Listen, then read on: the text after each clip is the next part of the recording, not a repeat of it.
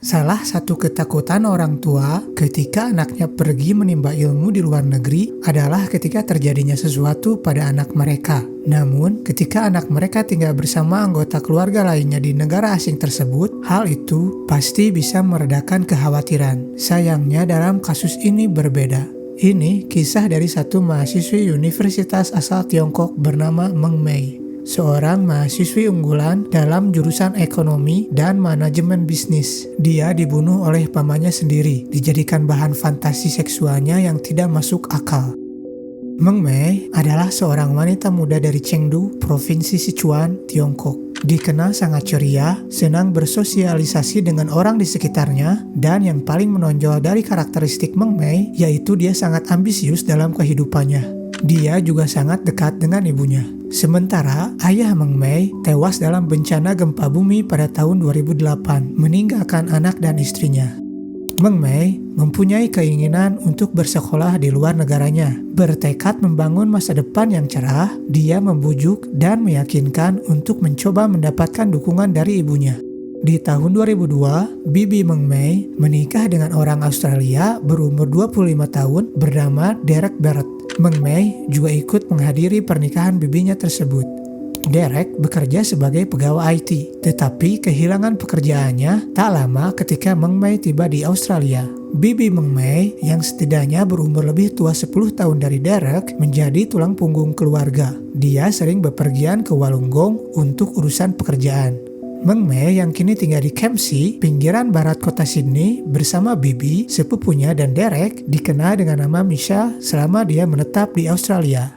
Dalam kehidupannya yang baru di sana, dia mendaftar di University of Technology. Meng Mei akrab dengan sepupunya yang umurnya 2 tahun lebih muda darinya. Tidak hanya itu, dia mampu beradaptasi dan mendapatkan teman. Dia juga mulai bekerja sambilan untuk memperoleh pemasukan tambahan. Meng Mei senang mengunjungi tempat-tempat turistik dan bergaul bersama teman-temannya untuk minum di bar. Dia juga sangat aktif di media sosial serta sering memposting kegiatannya di sana. Untuk beberapa tahun, semuanya berjalan sangat normal bagi kerabat Meng Mei maupun kehidupannya sebagai mahasiswi di Australia. Derek Barrett tampak seperti orang biasa bagi mereka yang ada di sekitarnya. Dia cukup pemalu, tapi bukan tipe orang yang dianggap antisosial. Yang tidak orang ketahui, Derek mempunyai fantasi seksual yang menyimpang. Parahnya, dia mulai menunjukkan ketertarikan fantasinya tidak hanya pada Meng Mei, tapi juga pada sepupunya, yang juga anak tiri Derek. Setelah lama tinggal bersama dalam satu atap rumah, dia membiarkan fantasinya mengambil alih dirinya sendiri menuju arah yang sangat kelam. Dalam perilakunya yang menyimpang, Derek pernah merekam Meng Mei dan sepupunya dengan kamera yang dia sembunyikan dalam kamar mandi. Dia berpura-pura membersihkan serta menyiapkan bak mandi dan memberitahukan Meng Mei bahwa kamar mandi tersebut telah siap untuk digunakan. Tidak berhenti sampai di sini, Derek juga sering merekam kegiatan bejatnya ketika Meng Mei dan anak tirinya sedang mengganti baju dalam kamar mereka sendiri. Yang lebih tidak masuk akal, ketika dia merekam Meng Mei sedang tidur beristirahat dan Derek yang berdiri di sebelahnya mulai melakukan masturbasi. Dia mempunyai banyak video seperti ini, mulai yang dari berdurasi 30 detik sampai yang berdurasi beberapa menit. Parahnya, ini hanya awal dari tingkah laku Derek. Pada tanggal 21 April 2016, Meng Mei pergi keluar untuk berbelanja ke pasar ikan di Darlinghurst, pinggiran kota Sydney. Setelah melakukan keperluannya, Meng Mei tertangkap kamera pengawas CCTV menuju stasiun kereta api bertujuan pulang ke arah Kempsey. Teman-temannya mengatakan terakhir kali mereka melihat Meng Mei berada pada pemberhentian bus dekat area kampus di waktu sebelum datangnya hari akhir pekan. Mereka beranggapan Meng Mei akan menemui seseorang untuk melakukan kencan pada hari itu. Meng Mei yang sangat aktif dalam media sosial tiba-tiba menghilang. Ini menjadi sesuatu yang tidak sesuai dengan karakternya. Dia selalu ada untuk mengomentari atau bahkan mengirim pesan pada teman-teman maupun keluarganya. Hal ini membuat orang-orang terdekat Meng Mei menjadi curiga. Pada waktu yang bersamaan, bibi Meng Mei tengah melakukan perjalanan bisnis sementara sepupunya sedang melakukan keperluan di luar rumah. Dalam kesempatan yang menurut Derek tidak akan datang untuk yang kedua kalinya, serta didorong dengan efek penggunaan narkotika, dia memutuskan untuk melakukan tindakan yang ada dalam benak pikirannya. Pada hari berikutnya, Derek mengatur dan mempersiapkan kamera di sekitar tempat tidur Meng Mei, yang kali ini berbeda dari sebelumnya. Dibandingkan satu kamera seperti biasanya, dia menaruh beberapa kamera dari berbagai sudut ruangan. Ketika Derek memanggil Meng Mei ke ruangan tersebut, dengan penuh kebingungan, Meng Mei menanyakan apa yang sebenarnya Derek mau lakukan. Dengan penuh paksaan, Derek membungkam mulut Meng Mei dengan lakban dan segera mengikatnya di atas kasur. Diikuti nafas yang terengah-engah, Derek melepaskan pakaian Meng Mei dan menelanjanginya. Dilanjutkan dengan mengambil foto Meng Mei yang tidak berdaya di atas kasur dari berbagai jarak dan sudut menggunakan kamera handphone. Merasa belum puas, Derek melampiaskan nafsunya terhadap Meng Mei berkali-kali. Tindakan bejat ini terekam oleh kamera yang telah dia siapkan di setiap penjuru ruangan. Penuh dengan air mata, Meng Mei memohon agar Derek menghentikan apa yang tengah terjadi padanya. Tidak memperdulikannya, Derek justru mengencangkan ikat tali yang menjerat tangan kaki Meng Mei sampai membekas dan membiru. Selama 13 menit, Derek merekam kejadian mengerikan ini, sampai kamera dari sudut utama tidak sengaja tersenggol olehnya. Sayangnya, hal ini tidak memberhentikan Derek. Kamera yang terjatuh namun masih merekam audio menangkap teriakan dari Meng Mei. Memanggilnya sudah tidak mempunyai akal sehat, dalam kondisi terikat, meronta-ronta, dan tidak bisa melawan perbuatan Derek. Tentunya, tindakan bejat ini telah direncanakan oleh Derek. Dengan rekaman perbuatan ini, pastinya akan ditonton kembali olehnya untuk dia nikmati di lain waktu. Dia juga memasukkan video hasil aksi fantasinya yang menyimpan ke dalam USB dan menyembunyikannya. Sementara hasil dari foto kamera handphone tetap dia simpan. Tindakan ini terus berlanjut setidaknya selama 2 hari penuh. Sementara itu, sepupunya Meng Mei yang juga anak tiri dari Derek baru saja pulang ke rumah. Yang tidak dia ketahui, Meng Mei dikurung dan diikat dalam kamarnya. Merasa bosan, Derek menuju kamar Meng Mei untuk mengambil foto terakhir darinya sebelum menusuk sekujur tubuhnya dengan brutal sebanyak 30 kali. Dia kemudian membungkus mayatnya dengan plastik, mengangkutnya ke dalam mobil, dan pergi untuk membuangnya. Dalam perjalanannya, Derek sempat terhenti untuk membeli alkohol terekam dalam pengawasan kamera CCTV di sebuah toko. Setibanya di tempat yang ingin dia tuju, Derek membuang mayat Meng Mei di tempat yang dikenal dengan nama Blowhole. Kemudian, dia mengabadikan foto pemandangan di area tersebut sebelum dia menaiki mobilnya dan pergi dari tempat itu. Derek lalu menuju ke kediaman orang tuanya untuk mengunjungi mereka secara singkat. Setelahnya, dia melanjutkan perjalanan pulang menuju rumah kediamannya. Tidak sampai 1 hari, mayat Meng Mei ditemukan oleh turis lokal yang mengunjungi area tempat mayat Meng Mei dibuang. Turis ini segera melaporkan penemuannya ke polisi yang menyelamatkan mayat tersebut. Dalam keadaannya yang telanjang, polisi tidak dapat mengidentifikasi mayat yang mereka temukan. Akan tetapi, polisi merilis foto hasil dari pindaian komputer ke publik dan berharap seseorang dapat mengenali identitas mayat tersebut. Di hari berikutnya, istri dari Derek, yang juga bibi Meng Mei, baru saja pulang dalam perjalanan bisnisnya dari Wollongong. Mengingat keponakannya tidak aktif di sosial media, serta tidak menerima pesan apapun darinya, terlebih lagi Meng Mei tidak dijumpainya ketika dia tiba di rumah, dia menjadi sangat khawatir. Bibi dari Meng Mei kemudian menanyakan keberadaan keponakannya kepada Derek. Dalam jawabannya, dia mengklaim bahwa dia tidak bertemu dengan Meng Mei dan menyebutkan bahwa dia pergi keluar bersama teman-temannya. Mengalami kebuntuan, bibi dari Meng Mei yang ditemani Derek mencoba melapor akan kehilangan orang pada kepolisian Kempsey. Dalam laporannya tersebut, mereka berdua juga menyediakan foto dari keponakannya. Ketika polisi memproses laporan, mereka menemukan kecocokan antara foto hasil pindaian komputer dari mayat perempuan yang tidak teridentifikasi yang mereka temukan di hari sebelumnya dengan foto yang disediakan pelapor kehilangan orang tersebut. Untuk memastikan penemuan itu,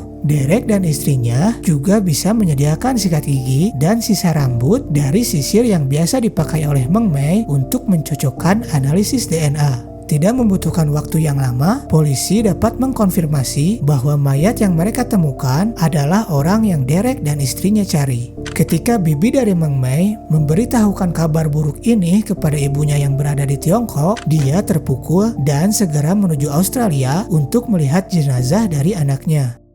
Dalam penyelidikan kasus ini, polisi mencoba memindai rekaman CCTV area di mana tempat terakhir kali Meng Mei terlihat. Di saat yang bersamaan, mereka juga mulai menanyai teman-teman, keluarga, dan orang yang mengenal Meng Mei. Ketika polisi mewawancarai Derek, dia memberitahukan bahwa Meng Mei pergi dari rumah pada hari Jumat untuk menemui laki-laki yang dia kenal di sosial media. Derek juga menggambarkan pada polisi bahwa laki-laki yang ditemui Meng Mei mempunyai rambut pirang dan tinggal di pusat kota Sydney. Namun pada saat polisi mengecek rekaman CCTV, mereka menemukan keberadaan sebuah mobil yang memasuki area di mana mayat Meng Mei dibuang. Mobil itu juga mempunyai kecocokan dengan mobil milik Derek. Mereka percaya mayat Meng Mei ada di dalam mobil tersebut. Tidak hanya itu, Derek juga mengaku bahwa dia sempat melihat Meng Mei ketika sedang melakukan makan malam bersama laki-laki yang ditemuinya. Di tengah wawancara polisi, ketika mereka menanyakan hubungan personal antara Meng Mei dan Derek, dia tiba-tiba memutuskan untuk berhenti menjawab pertanyaan dari polisi. Ini membuat mereka lebih mencurigainya. Polisi mengecek handphone kepunyaan Derek untuk mengecek data jejak GPS. Dalam informasi tersebut membuktikan bahwa dia berada di tempat area yang sama dengan tempat di mana mayat Meng Mei telah ditemukan. Dalam handphonenya, mereka juga menemukan bukti berupa gambar maupun video atas obsesinya terhadap Meng Mei dan anak tirinya. Dimulai dari video ketika mereka sedang mandi, mengganti pakaian, melakukan masturbasi ketika mereka tertidur di kamar, hingga foto ketika Meng Mei diikat di atas kasur dengan wajah yang penuh dengan ketakutan.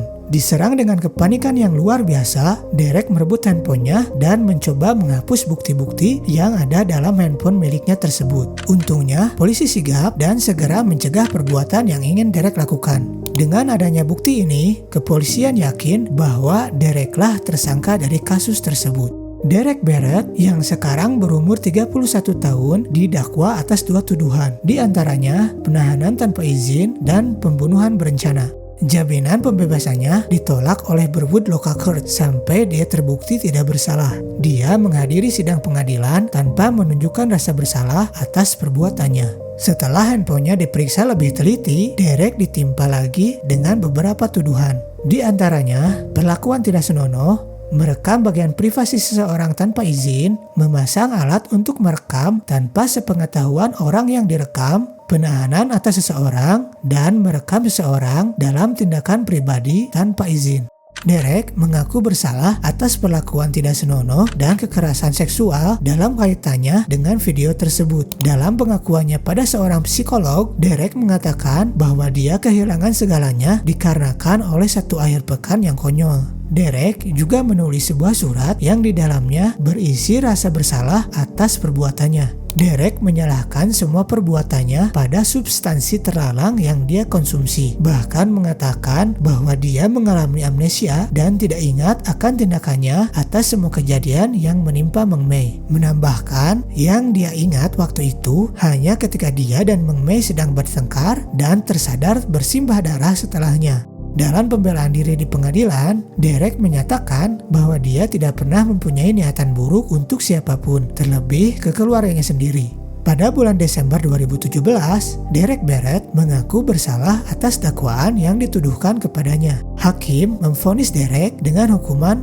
46 tahun penjara. Keluarga Meng Mei mengungkapkan kekecewaan dari keputusan pengadilan. Mereka percaya bahwa hukuman seumur hidup akan lebih pantas untuk laki-laki yang telah menyebabkan hilangnya satu anggota keluarga mereka. Yang kini membuat Ibu Meng Mei tidak hanya ditinggalkan oleh suaminya, namun juga didahului pergi oleh putrinya. Sayangnya, kepedihan keluarga Meng Mei tidak berakhir sampai di sini.